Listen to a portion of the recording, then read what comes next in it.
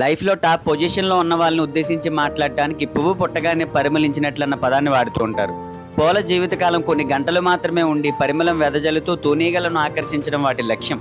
నిజానికి మానవ జీవితంలో అలా జరగదు. పుట్టిన ప్రతి ఒక్కరూ టాప్ పొజిషన్‌కి వెళ్ళలేరు. ప్రస్తుత కాలంలో కారణ జన్ములు ప్రహ్లాదుడు, ధ్రువుడు లాంటి వారు కనిపిస్తారా? పిల్లలు పుట్టగానే అద్భుతాలు చేయలేదని పట్టించుకోకుండా ఉండలేం కదా! వారు ఎదుగుతూ చేసిన కృషి మాత్రమే ఉన్నత శిఖరాలకు చేరుస్తుంది. కృషి ఉంటే మనుషులు ఋషులవుతారు అన్నది ఒక్కటే నాటికి నేటికి ముమ్మాటికి వాస్తవం.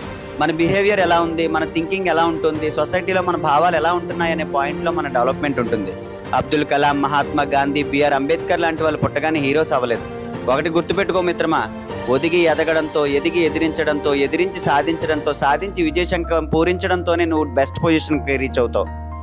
ఇప్పుడు ఏదో లేదని వరీ కాకుండా నీ పని నువ్వు చేసుకుంటూ వెళ్ళు. ఏదో ఒక రోజు your also trend setter. All the best.